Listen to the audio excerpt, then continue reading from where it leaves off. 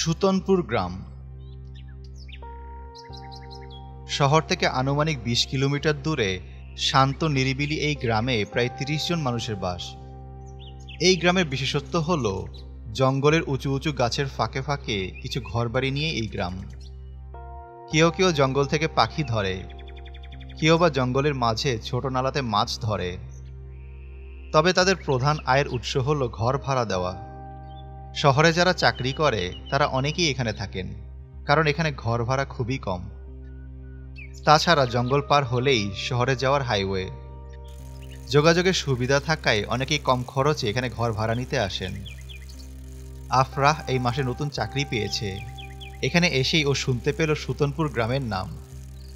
নতুন চাকরি, কম বেতন, এসব নিয়ে চিন্তা করে ও সিদ্ধান্ত নিল সুতনপুর গ্রামেই সে ঘর ভাড়া নেবে।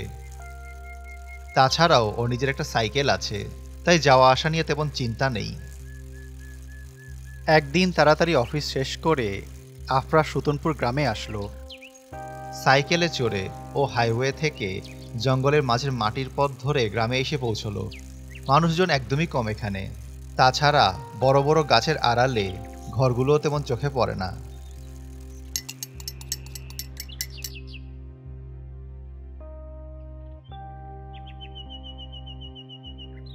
গ্রামে ঢোকার পথ একটি খাবারের দোকান। আফরাহ সাইকেল থেকে নেমে দোকানদারকে জিজ্ঞাসা করল, এখানে কি ঘর ভাড়া পাওয়া যাবে? আমার ঘর খালি আছে, ভাড়া নেবে? চলেন দেখি আপনার ঘরটা কেমন, তারপর ভাড়া শুনে সিদ্ধান্ত নেব। চলো তাহলে তোমাকে ঘরটা দেখাই। আমার সাইকেলে উঠে বসেন, সাইকেল থাকতে হেঁটে যাওয়ার কি দরকার? আচ্ছা, তো তোমার কষ্ট হবে না তো?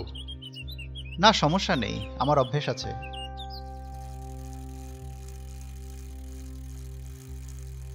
তোমার নামই তো জানা হলো না, কি করো তুমি? আমার নাম আফরাহ, শহরে নতুন চাকরি পেয়েছি। শুনেছি এখানে ঘর ভাড়া কম, তাই এখানে আসা। হ্যাঁ, ঠিক বলেছ। এখানে শহরের তুলনায় কম ভাড়াতে ভালো ঘর পাওয়া যায়। আর হ্যাঁ, আমি মোস্তফা, এই গ্রামের বাসিন্দা। কথা বলতে বলতেই ওরা একটা বাড়ির উঠানে এসে পৌঁছালো। সাইকেল থামাও, এটাই আমার বাড়ি। সাইকেলটা গাছের সাথে হেলান দিয়ে রেখে ও মোস্তফার পেছনে পেছনে বাড়িতে ঢুকলো।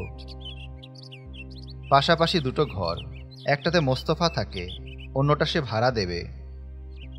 ভালো করে চারপাশটা দেখে আফরার মোটামুটি পছন্দ হয়ে গেল। ও ভাড়া জিজ্ঞাসা করল। মোস্তফা ভাড়া বললে ও হিসাব করে দেখল শহরের তুলনায় এখানে প্রায় 4 ভাগের 1 ভাগ ভাড়া। ও কিছু অগ্রিম টাকা দিয়ে বলল, কাল আমি আমার সব জিনিসপত্র নিয়ে চলে আসব। সমস্যা নেই, আমি আজকের মধ্যেই সবকিছু পরিষ্কার করে রাখবো। আফরা ঘর থেকে বেরিয়ে সাইকেলে উঠে বসে জিজ্ঞাসা করল, আপনি এখানে একাই থাকেন? আপনার পরিবারের আর কেউ নেই? না, আমি একাই থাকি। আফরা তাকে বিদায় জানিয়ে সাইকেল নিয়ে বেরিয়ে পড়ল। পরের দিন অফিস শেষে আফরা ও সব মালামাল নিয়ে সুতনপুর গ্রামে চলে আসলো। সবকিছু গুছিয়ে রাখতে রাখতে বেলা গড়িয়ে রাত হয়ে গেল। মোস্তফা অবশ্য ওকে সর্বাত্মক সহযোগিতা করল। কাজ শেষে যাওয়ার সময় মোস্তফা বলল, আজ রাতের খাওয়ার ব্যবস্থা আমি করেছি। কাল থেকে রান্না করে খেতে হবে। পাশেই রান্নাঘর, আর বাজার কিছুটা পশ্চিমে হেঁটে গেলেই পেয়ে যাবে। আচ্ছা ঠিক আছে। এই বলে মোস্তফা ঘর থেকে বেরিয়ে গেল। ওর কাছে মোস্তফাকে অবশ্য ভালোই মনে হয়েছে, যদিও তার এই বয়সে একা থাকার ব্যাপারটা একটু কেমন যেন মনে হলো তার কাছে। সুতনপুর গ্রামে ভালোই দিন কাটছিল আফরার। সকালে সাইকেলে চড়ে অফিসে যাওয়া, বিকেলে ফিরে এসে এমন নিরিবিলি পরিবেশে ঘুরে বেড়ানো, সব কিছুই বেশ উপভোগ করছিল সে। এইভাবে কেটে গেল প্রায় 1 সপ্তাহ।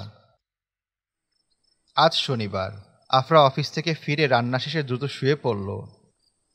আজ অফিসে কাজের চাপ বেশি ছিল বলে সে খুব ক্লান্ত ছিল।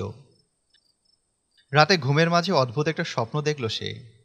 জঙ্গলের মাঝে হাঁটছে আফরা। কিছু দূর যেতেই ও দেখলো একটা ছোট মেয়ে মাটির তৈরি পুতুল নিয়ে খেলছে।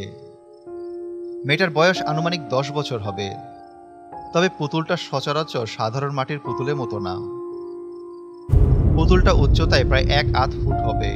পুতুলের চোখ একটা, অন্য চোখটা দেখে মনে হচ্ছে কেউ যেন খুঁচিয়ে নষ্ট করে ফেলেছে। পুতুলের মুখে কেমন যেন একটা পিশাচিক হাসি ফুটে আছে। সাধারণত পুতুলের মুখ সুশ্রী দেখা যায়, কিন্তু এই পুতুলের মুখে কেমন যেন বিশ্রী একটা ভাব। ছোট মেয়েটা ওকে দেখে পুতুলটা হাতে নিয়ে দৌড় দিল। আফরা ওর পেছনে দৌড় দিল। মেয়েটা দৌড়ে জঙ্গলের মাঝে পুরনো একটা ছনের ঘরে ঢুকে গেল। আফরা মেয়েটার পেছন পেছনে ঘরে ঢুকলো। দেখলো ঘরে কেউ নেই, শুধু ঘরের মাঝে দুটো কবর দেখা যাচ্ছে। আফরা খুব অবাক হলো, মেয়েটা গেল কোথায়? তাছাড়া এই ঘরে কবর কিভাবে আসলো? তখনই বাইরে কারো পায়ের আওয়াজ শোনা গেল। ও দরজার আড়াল থেকে বাইরে উকি দিয়ে দেখলো মেয়েটা একটা গাছের নিচে দাঁড়িয়ে আছে, আর মাটির পুতুলটা নিজে থেকে এপাশ থেকে ওপাশে হাঁটছে। এমন অদ্ভুত স্বপ্ন দেখে ঘুম ভেঙে গেল আফরার। পুরো শরীর ঘেমে গেছে ওর। অদ্ভুত এই স্বপ্নটা নিয়ে ভাবলো ও। পরক্ষণেই এটা শুধু স্বপ্ন ভেবেই ও আবার শুয়ে পড়ল। পরের দিন অফিসে গিয়ে কাজের ফাঁকেও স্বপ্নটা ওকে তাড়া করতে লাগলো। ও যেন কিছুক্ষণ পর পর সেই মেয়েটার হাসির আওয়াজ শুনতে পেল। আফরা অবশ্য ধার্মিক ছেলে ছিল, নিয়মিত নামাজ পড়ত। ও বাড়ি ফিরে এসে ঘুমানোর আগে কয়েকবার সূরা পড়ে নিজের শরীরে ফু দিয়ে শুয়ে পড়ল। আজও ও স্বপ্নে মেয়েটাকে দেখল। মেয়েটা তার পুতুলটাকে ওর সামনে মাটিতে আছাড় দিল। মাটির পুতুলটা চূর্ণ বিচূর্ণ হয়ে গেল, কিন্তু কয়েক মুহূর্তের মধ্যেই সেটা আবার আগের মতো হয়ে গেল। মেয়েটা পুতুলকে মাটি থেকে তুলে নিয়ে আবার আছাড় দিল। পুতুলটা আবার ভেঙে গেল। আবারও ভাঙা পুতুলটা নিচ থেকে আগের মতো হয়ে গেল। ঘুম ভেঙে গেল আফরার। ও উঠে বসল। টানা 2 রাত একই মেয়েকে স্বপ্নে দেখল সে। মেয়েটা আসলে কে? আনমনেই প্রশ্ন করল। তখনই বাহিরে কারো হাঁটার শব্দ শোনা গেল। ও দরজা খুলে দেখল মোস্তফা উঠানে পায়চারি করছে। আফরাহ জিজ্ঞেস করল, কি ব্যাপার, এত রাতে না ঘুমিয়ে আপনি হাঁটাহাঁটি করছেন কেন? ঘুম আসছে না, তাই হাঁটছি। তুমি শুয়ে পড়ো, কাল সকালে তো আবার তোমার অফিস যেতে হবে। আফরা আর কিছু না বলে দরজা আটকে শুয়ে পড়ল। ও স্বপ্নের চিন্তা মাথা থেকে সরিয়ে ঘুমানোর চেষ্টা করল। পরের দিন অফিস থেকে বাড়ি ফেরার পথে দোকানদার আফরাকে ডাক দিল। দোকানদার ওকে একটা চিঠি দিয়ে বলল, মোস্তফা সাহেব আপনার এটা দিতে কইছে। আফরা চিঠিটা নিয়ে বাড়ি ফিরে আসলো। চিঠিতে লেখা মোস্তফা তার বোনের বাড়ি গেছে, কাল ফিরবে। ও যেন সাবধানে থাকে, যেহেতু আজ বাড়িতে ও একা। প্রতিদিনের মতো আজও রান্না শেষ করে এশার নামাজ পড়ে ও শুয়ে পড়ল। গত 2 রাতের মতো আবারও সেই ছোট্ট মেয়েটি ও স্বপ্নে আসলো। মেয়েটা গাছের নিচে দাঁড়িয়ে ছিল। ওকে দেখেই মেয়েটা পুতুল হাতে সে পুরনো ঘরের দিকে দৌড় দিল। আফরা মেয়েটার পেছন পেছন ছুটে ঘরে ঢুকল। আগের মতোই ঘরের ভেতরে 2টো কবর, তবে মেয়েটা নেই। তখন বাহির থেকে ঠকঠক শব্দ ভেসে আসলো। আফরা দরজার ফাঁক দিয়ে উকি দিয়ে দেখল মাটির পুতুলটা মেয়েটাকে একটা গাছের সাথে বেঁধে তার চোখে মুখে কপালে হাতুড়ি দিয়ে সূচালো কাঠ ঢুকাচ্ছে। আতঙ্কে কোকিয়ে উঠল আফরা। ওর ঘুম ভেঙে গেল। কপালে হাত দিয়ে দেখল বিন্দু বিন্দু ঘাম জমেছে। আতঙ্কিত ভাবটা এখনো মন থেকে যায়নি। পানি খেয়ে নিজেকে শান্ত করার চেষ্টা করলো ও।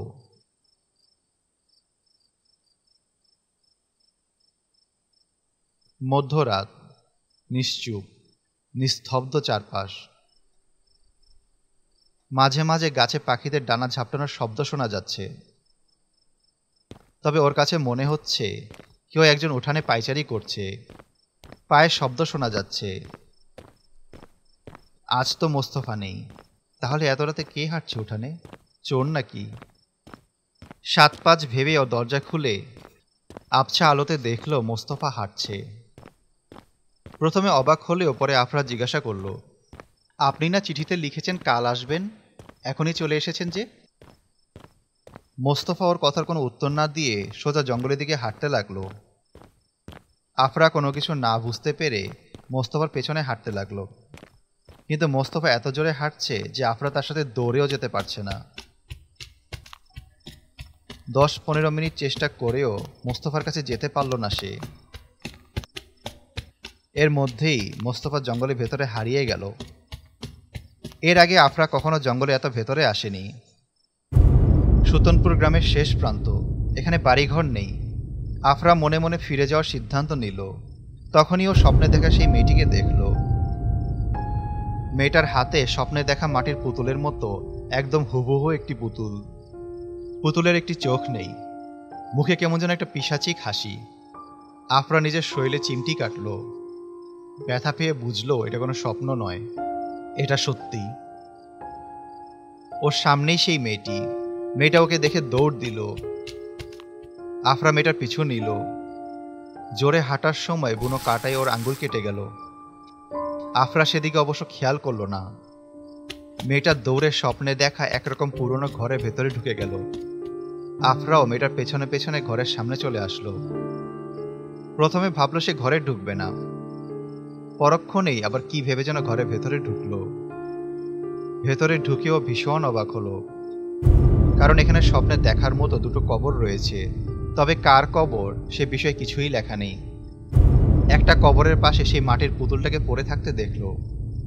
পুতুলের অর্ধেক অংশ মাটির ভেতরে, শুধু মাথাটা মাটির উপরে রয়েছে। আফরা মাটি খুঁড়ে পুতুলটাকে বের করল।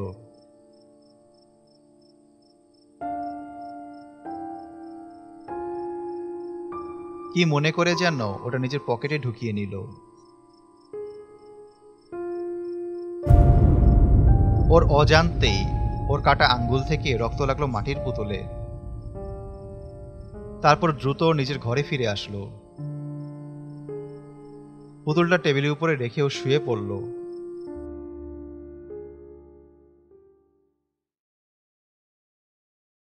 পরের দিন অফিস থেকে ফিরে আফরা দেখল মোস্তফা ফিরে এসেছে। তবে গত রাতের ঘটনা সম্পর্কেও মোস্তফাকে কিছু বলল না। ও অবশ্য ভেবে নিয়েছে গত রাতে যে ও মোস্তফাকে দেখেছিল সেটা ওর হ্যালুসিনেশন ছিল, যদিও বিষয়টা মোটেও স্বাভাবিক ছিল না। সন্ধ্যা গড়িয়ে রাত নেমে আসলো সুতনপুর গ্রামে। বড় বড় গাছের সারির জন্য এই গ্রামে অন্ধকার একটু তাড়াতাড়ি নেমে যায়। পরের দিন সকালে মোস্তফার ডাকাডাকিতে ঘুম ভাঙল আফরার। দরজা খুলতেই মোস্তফা আতঙ্কিত কণ্ঠে বলল, হাফিজ খুন হয়েছে, কে যেন ওকে খুন করে গাছে ঝুলিয়ে রেখেছে। আফরা অবাক হয়ে বলল, আপনাদের গ্রামে খুন হয়? আমি তো কখনো ভাবতেও পারিনি আমাদের গ্রামে খুন হবে, তাও আবার হাফিজের মতো সহজ সরল মানুষ। পুলিশকে খবর দেওয়া হয়েছে? আমাদের গ্রামটা ছোট, ঘর ভাড়া দিয়ে আমরা আয় উপার্জন করি। খুনের ঘটনা জানাজানি হয়ে গেলে মানুষ তো আর এদিকে আসতে চাইবে না, তাই আপাতত সবাই চুপ আছে। তুমিও অফিসে গিয়ে এসব বিষয়ে কাউকে কিছু বলো না, কেমন? আচ্ছা, সে না হয় নাই বললাম, কিন্তু বিষয়টাকে হালকাভাবে নিলে আপনাদেরই ক্ষতি হবে। আমি অফিসে যাই, দেরি হয়ে যাচ্ছে। আচ্ছা যাও, আমিও যাই, গিয়ে দেখি ওদের কি অবস্থা। এই বলে মোস্তফা চলে গেল। অফিসে যাওয়ার সময় আফরার নজর পুতুলের দিকে পড়ল। দেখলো পুতুলের পায়ে অনেক মাটি লেগে আছে। ও পুতুলের পা থেকে মাটি পরিষ্কার করার সময় দেখলো পুতুলের হাতে হালকা লাল রঙের ছাপ রয়েছে। অফিসে দেরি হচ্ছে দেখে এসব বিষয় নিয়ে না ভেবে ও দ্রুত অফিসের উদ্দেশ্যে রওনা দিল। বিকালে বাড়ি ফিরে শুনল হাফিজের দাফন কাফন শেষে তাকে কবর দেওয়া হয়েছে। হাফিজের জন্য মন খারাপ লাগলো ওর। বেচারা আসলেই ভালো মানুষ ছিল। রাতে আফরা যখন শুয়েছিল তখন ওর সকালের কথা মনে পড়ল। ও উঠে পুতুলের হাতে লাল দাগটা খুঁজতে লাগলো, কিন্তু পুতুলের হাতে এখন কোনো দাগ নেই। অবশ্য বিষয়টা নিয়ে আফরা তেমন কিছু ভাবল না। সারাদিনের পরিশ্রমের ক্লান্তিতে ওর দু চোখ জুড়ে ঘুম আসলো।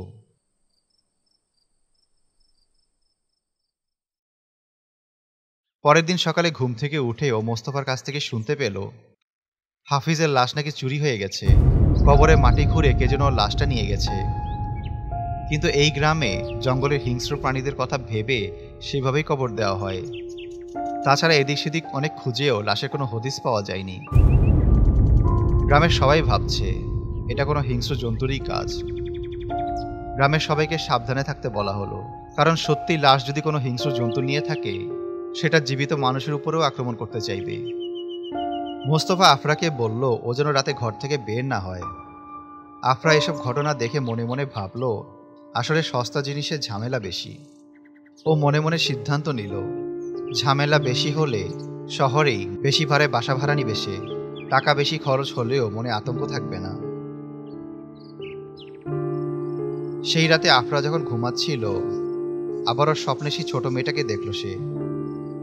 মেয়েটা মুখ ঢেকে কাঁদছে, তবে আজ পুতুলটা তার সাথে ছিল না। আফরা জিজ্ঞাসা করল, তুমি কাঁদছো কেন? মেয়েটা কোনো উত্তর না দিয়ে সেখান থেকে উঠে চলে গেল।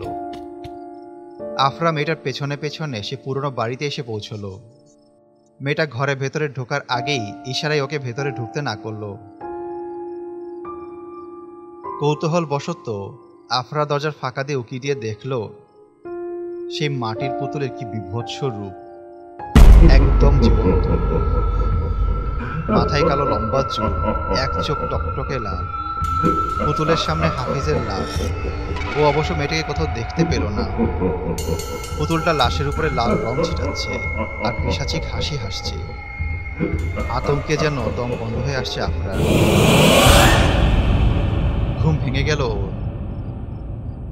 টেবিলের উপরে তাকিয়ে দেখলো পুতুলটা নেই। এবার যেন সত্যিই এক অজানা আতঙ্ক চেপে বসলো ওর মাথায়। তাহলে কি সত্যিই পুতুলটা হাফিজের লাশ নিয়ে পুরনো সেই ঘরে বসে আছে? যাবে নাকি যাবে না এই সিদ্ধান্ত নিতে নিতে হঠাৎ চোখের পলকেই পুতুলটা আবার টেবিলের উপরে দেখতে পেল সে। তাহলে কি প্রথমে দেখাই ভুল ছিল? আফরা অবশ্য বাকি রাত ঘুমাতে পারল না। পরের দিন সকালে মোস্তফা ঘুম থেকে উঠলে আফরা তাকে জিজ্ঞাসা করল, হাফিজের লাশ কি খুঁজে পাওয়া গেছে? না, পাওয়া যায়নি। আমার মনে হয় যে জন্তু ওর লাশ নিয়েছে সেটাই ওকে খেয়ে ফেলেছে। আফরা একটি দীর্ঘ শ্বাস ফেলে ঘর থেকে বের হয়ে গেল। আফরা তখন পুতুলটা নিয়ে জঙ্গলের ভেতরে আসলো। ও পুতুলের দিকে তাকিয়ে বলল, হাফিজের খুনের পেছনে তোমার হাত আছে। তুমি দিনের বেলায় যতটা অসহায় থাকো রাতের বেলা তার থেকেও বেশি ভয়ঙ্কর হয়ে যাও। তারপরও পুতুলটাকে মাটিতে জোরে আছাড় দিল। পুতুলের হাত পা ভেঙে কয়েক টুকরো হয়ে গেল। আফরা হেসে বলল, তোমার খেলা শেষ। যদিও জানতে পারলাম না ঠিক কেন খুন করেছো তুমি লোকটাকে। যাই হোক, আর তুমি কাউকে খুন করতে পারবে না। হাত থেকে মাটি ঝেড়ে ও বাড়িতে ফিরে আসলো। মধ্যরাত, নিস্তব্ধ পুরো গ্রাম। আফরা ঘুমাচ্ছে। ও দেখল সেই ছোট মেয়েটা মাটিতে কিছু আঁকছে।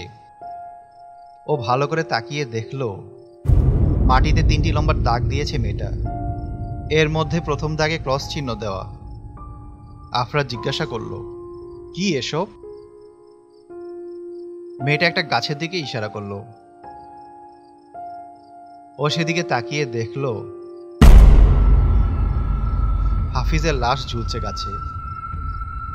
লাশের থেকে চোখ ফিরিয়ে পেছনে তাকিয়ে দেখল মেয়েটা আর সেখানে নেই। আশেপাশে আর কোথাও দেখা গেল না তাকে। আফরা হাফিজের লাশের কাছে গেল। চেঁচিয়ে লোকজনকে ডাকলো, কিন্তু কেউ ওর ডাকে আসলো না সেখানে। অজ্ঞত ও একাই লাশটাকে মাটিতে নামিয়ে রাখলো। তখনই ওর নজর পড়ল গাছের গায়ে কিছু জ্বলজ্বল করছে। কাছে গিয়ে দেখল সেখানে কিছু লেখা জ্বলজ্বল করছে। তাতে লেখা, চিৎকার করো না। সে চিৎকার পছন্দ করে না, সে তো ফিরে এসেছে। আফরা অবশ্য এই কথার মাথামুন্ডু কিছুই বুঝল না। আর এখানে গাছের গায়ে যে কথাটা কে লিখেছে সেটাও সে বুঝতে পারল না। তখনই পেছন থেকে গড় গড় শব্দ শোনা গেল। ও পেছনে তাকিয়ে দেখল ভয়ঙ্কর চেহারার এক মহিলা উল্টো হয়ে গাছে ঝুলছে আর তার দিকে তাকিয়ে হাসছে। চিৎকার দিয়ে ঘুম থেকে উঠে গেল সে। এখনও মধ্যরাত। আফরা স্বপ্নে যে গাছ দেখেছিল সেটাও মনে করার চেষ্টা করলো। গাছের জায়গাটা ওর পরিচিত, এটা ওর ঘর থেকে কিছুটা দূরে। দ্রুত দরজা খুলে ও সেদিকে গেল। সেখানে যেতেই ওর চোখ যেন কপালে উঠে গেল। ও যে হাফিজের লাশ গাছ থেকে নামিয়ে রেখেছিল সেটা এখনো সেখানেই আছে। তাছাড়া গাছের গায়ে স্পষ্ট লেখা আছে, চিৎকার করো না। সে চিৎকার পছন্দ করে না। সে তো ফিরে এসেছে। পাশেই সে মেয়েটার আঁকা 3টা দাগ, যার প্রথম দাগটা ক্রস চিহ্ন দেওয়া। তার মানে এই 3টা দাগ দিয়ে কি মৃত 3জনকে বোঝানো হয়েছে? আর প্রথম দাগে ক্রস চিহ্ন দিয়ে বোঝানো হয়েছে একজন শেষ, অর্থাৎ হাফিজের খুন। আফরা এসব ভাবতে ভাবতে আর এক মুহূর্ত দেরি না করে ঘরে ফিরে আসলো। খাটে বসে ও নিজেকে শান্ত করার চেষ্টা করলো।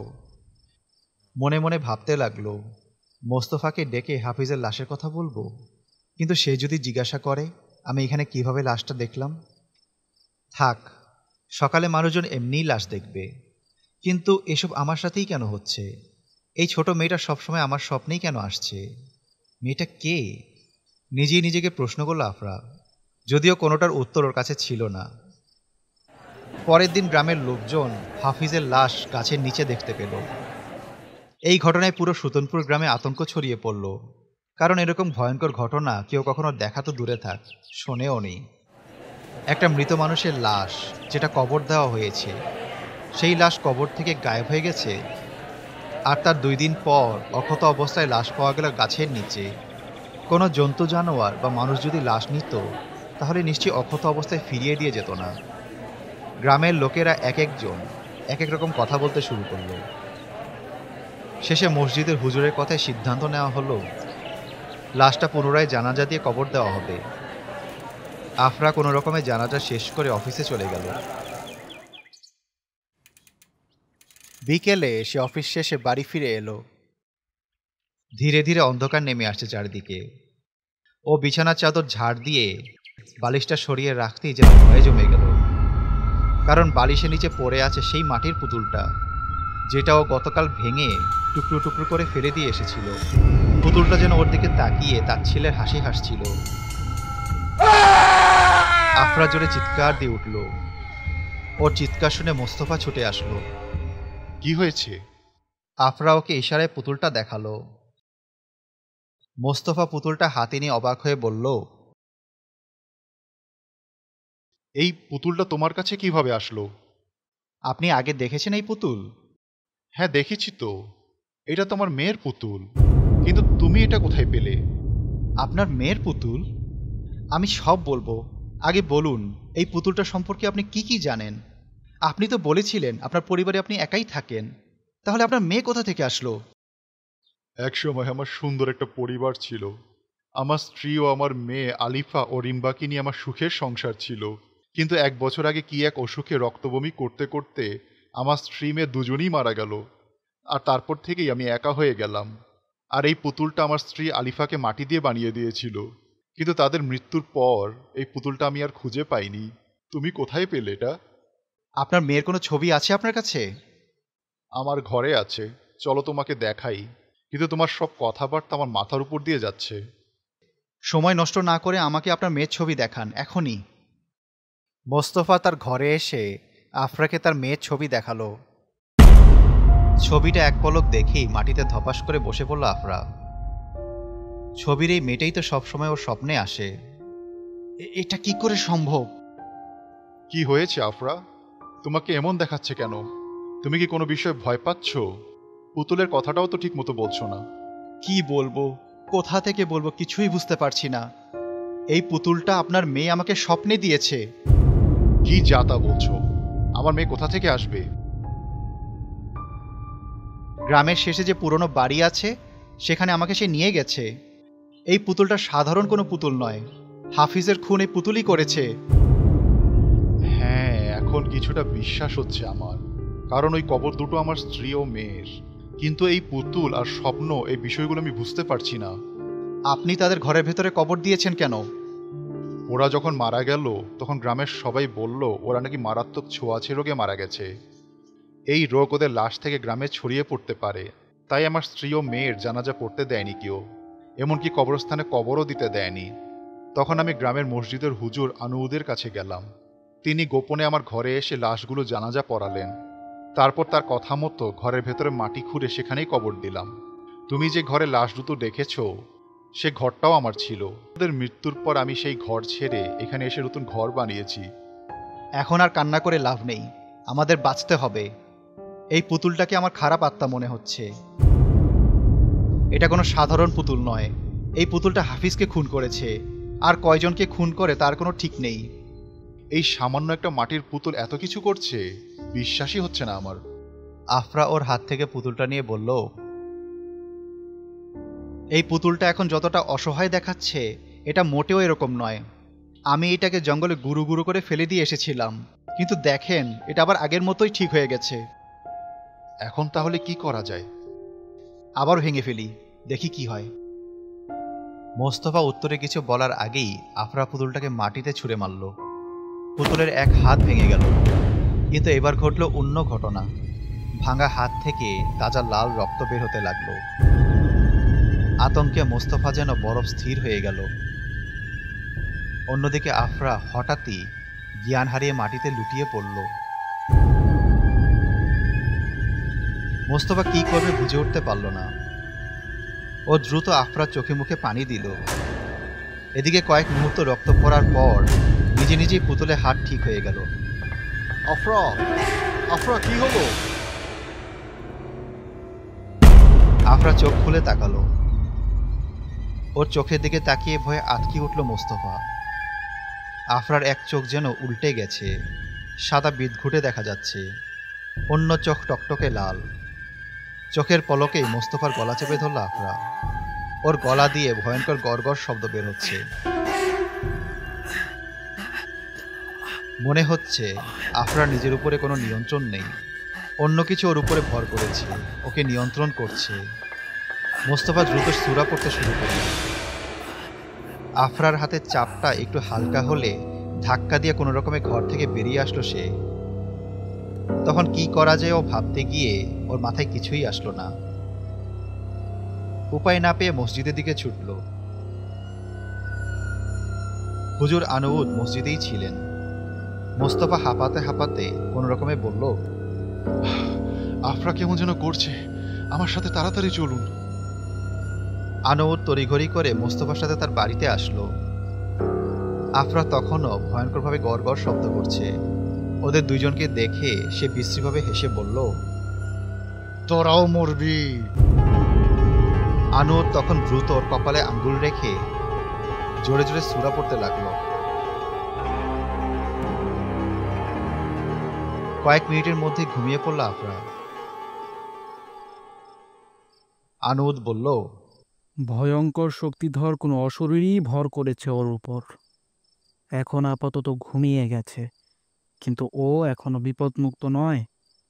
এখন কথা শেষ হওয়ার আগেই ওর চোখ পড়ল পুতুলের দিকে। আতকে উঠল আনুউদ, কাপা কণ্ঠে জিজ্ঞাসা করল, এই পুতুল এখানে কি করে আসলো? এটাই তো সব অঘটনের কারণ। আফরা পুতুলটাকে ভেঙে ফেলার পর থেকেই ওর এই অবস্থা হয়েছে, অথচ পুতুলের কিছুই হয়নি। একটা হাত ভেঙে গিয়েছিল, কিন্তু এখন তো দেখি ঠিক হয়ে গেছে। এটা তো হিসকার পুতুল। ও মারা গেছে, তবু এই গ্রামকে ছাড়েনি। পুতুলটা এখানে কি করে আসলো সেটা বলো তো। আফরা এনেছে। ও বলল আমার মেয়ে আলিফা নাকি ওকে স্বপ্নে এসে এই পুতুলটা দিয়েছে। আমি প্রথমে বিশ্বাস করিনি, পরে যখন আমার স্ত্রী ও মেয়ের কবরে কথা বলল, তখন বুঝলাম ও ঠিক বলছে। তাছাড়া পুতুলটা যে সাধারণ কোনো পুতুল নয় সেটা তো এখন পরিষ্কার। এটা সাধারণ কোনো পুতুল নয়, এটা হিসকার কালো জাদুর পুতুল। হিসকা অবশ্য অনেকদিন আগেই মারা গেছে, কিন্তু ওর জাদুর প্রভাব এখনো কাটেনি। হিসকাকে? ওই যে পুরাতন জঙ্গলের বুড়ো মহিলা? হ্যাঁ, ভীষণ শয়তান ছিল হিসকা। কালো জাদু করে মানুষ মারা তার নেশা ছিল। সে এতটাই হিংসুটে ছিল যে কারো সুখ সহ্য করতে পারত না। যখন তোমার স্ত্রী ও মেয়ে মারা গেল, তখন আমি তোমার কাছে কথাটা লুকিয়েছিলাম। শুধু তোমার কাছে না, পুরো গ্রামের কাউকে বলিনি সে কথা।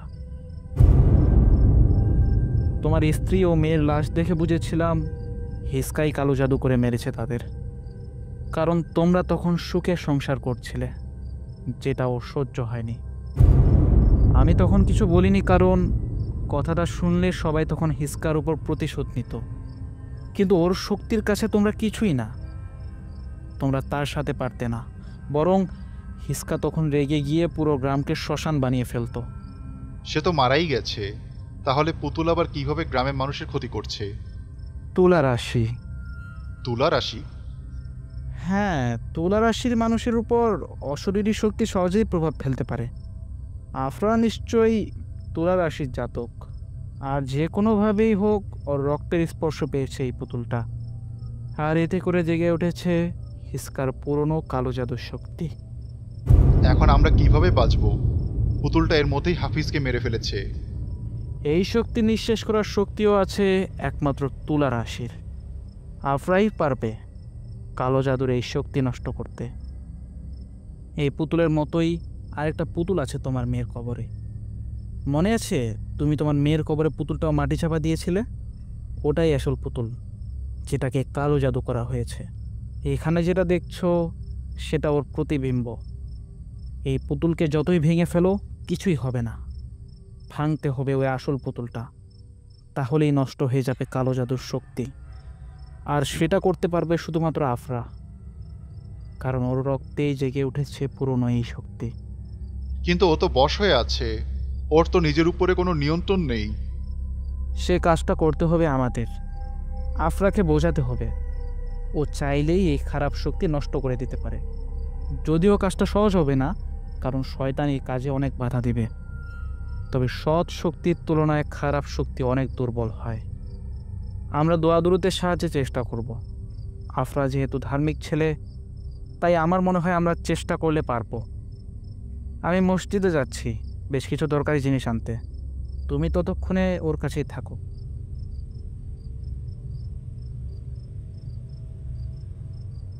দয়া করে তাড়াতাড়ি চলে আসবেন হুজুর, আমার ভীষণ ভয় করছে।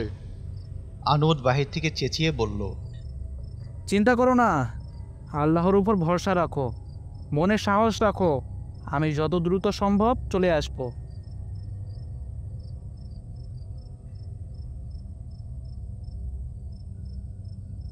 রাত বেড়ে চলেছে। মোস্তফা ধুক ধুক বুকে মনে মনে সূরা ওড়াচ্ছে। হঠাৎ চোখ খুলল আফরা, বশীভূত মানুষের মতো উঠে বসল। মাটিতে পড়ে থাকা পুতুলটা খিলখিল করে হেসে উঠল। সেই হাসি শুনে ভয়ে মোস্তফা যেন আত্মা বের হওয়ার উপক্রম। পুতুলটা ধীরে ধীরে উঠে দাঁড়ালো, তারপর ওটা হেঁটে ঘর থেকে বেরিয়ে গেল।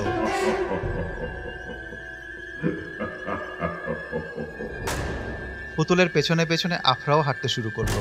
মোস্তফা কোনো রকমে ওকে ধরে বলল, আফরা, তুমি কালো জাদুর বশে আছো। এই পুতুলটা আমাকে, তোমাকে, এই পুরো গ্রামকে শেষ করে দিবে। তাই তুমি চাইলে এই খারাপ শক্তিটা নষ্ট করে দিতে পারো।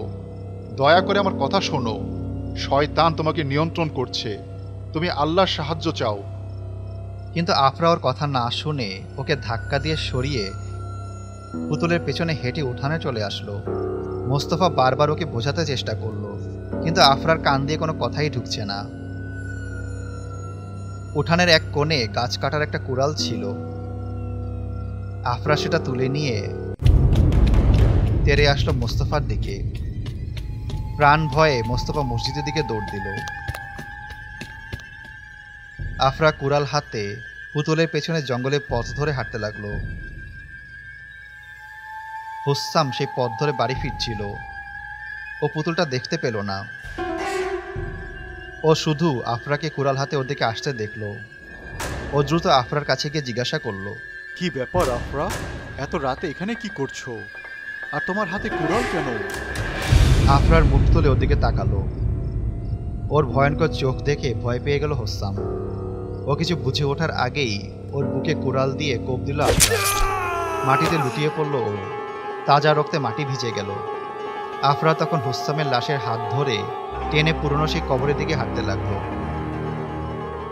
আড়াল থেকে ওর উপরে নজর রাখছিল মোস্তফা ও আনুদ। আনুদ এক বোতল পানি এনেছে, ওর ভেতরে পড়া পানি রয়েছে। লাশটাকে টেনে নিয়ে পুরনো ঘরে ঢুকলো আফরা ও পুতুলটা। দুটো কবরের মাঝে লাশটাকে রাখলো। খিলখিলিয়ে হাসছে পুতুলটা। আফরা লাশের শরীর থেকে রক্ত নিয়ে পুতুলের শরীরে মেখে দিল।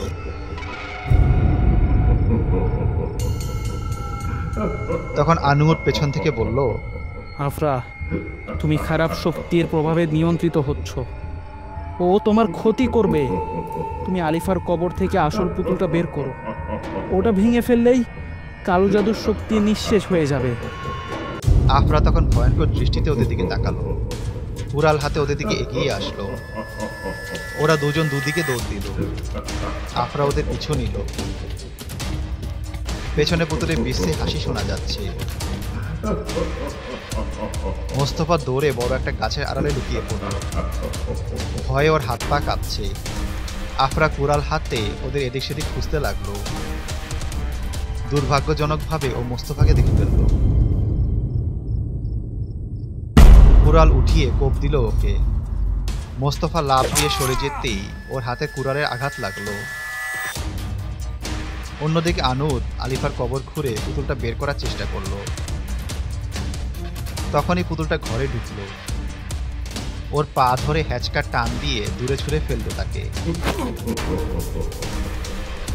তখন ওর হাতে থাকা বোতল থেকে পানি মাটিতে পড়ে গেল। আনুদও মাটিতে পড়ে ব্যথায় কুকিয়ে উঠল। আফরা তখন পিশাচিক দৃষ্টিতে হামাগুড়ি দিয়ে ওর দিকে এগিয়ে আসতে লাগলো। তখন আফরার হাতে বোতল থেকে পড়ে যাওয়া পানি লাগলো। কয়েক মুহূর্ত স্তব্ধ হয়ে থাকলো সে। তারপর মাটিতে লুটিয়ে পড়ল। তুমি আল্লাহর গোলাম, শয়তানের নয়। তুমিই পারবে আলিফার কবর থেকে আসল পুতুলটা বের করতে। মোস্তফাও তখন পেছন থেকে এসে বলল, আফরা, তুমি পারবে এই শয়তানি শক্তি নষ্ট করতে। শুধু মনের সাহস রাখো, আমরা সবাই তোমার সাথে আছি। ওদের সামনে থাকা পুতুলটা তখন ভয়ানক এক মহিলার রূপে আবির্ভূত হলো। আনু ওদের পা ধরে আবার ছুঁড়ে মারল মাটিতে। আহত মোস্তফা কোনো রকমের জঙ্গলের দিকে দৌড় দিল, কিন্তু পালিয়ে বেশি দূর যেতে পারল না। ভয়ঙ্কর নারী মূর্তি ওর সামনে এসে দাঁড়ালো। ভয়ে চিৎকার দিয়ে উঠল সে, কিন্তু মুখ থেকে কোনো শব্দই বের হচ্ছিল না। এদিকে বেশ কিছুক্ষণ পর আফরা উঠে দাঁড়ালো। আলিফার কবর কুড়াল দিয়ে খুঁড়তে শুরু করলো। আনু ওদের চেষ্টা এবার কাজে লেগেছে। অন্যদিকে সেই ভয়ঙ্কর নারী মূর্তি মোস্তফাকে টেনে হিঁচড়ে ঘরে নিয়ে আসে। কিন্তু ততক্ষণেই আফরা পুতুলটাকে কবর থেকে তুলে ফেলেছে। মাটিতে আছড়ে ফেলতেই পুতুলটা ভেঙে টুকরো টুকরো হয়ে গেল। ভয়ঙ্কর আর্তনাদ করে বাতাসে মিলিয়ে গেল নারী মূর্তিটা। কালো ধোয়ার মতো কিছু একটা ঘর থেকে বেরিয়ে গেল।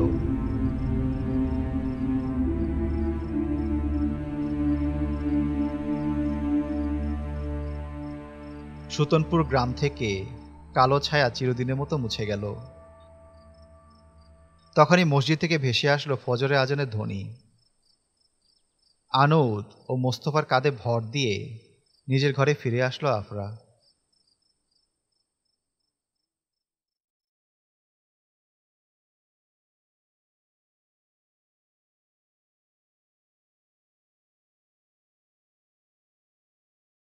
Animated stories, best channel you ever seen. Animated stories, you are in a horror dream. Animated stories, you just take the bloody cream. Go and get the popcorn, you're ready for the horror team. Animated stories, best channel you ever seen. Animated stories, you are in a horror dream. Animated stories, you just take the bloody cream. Go and get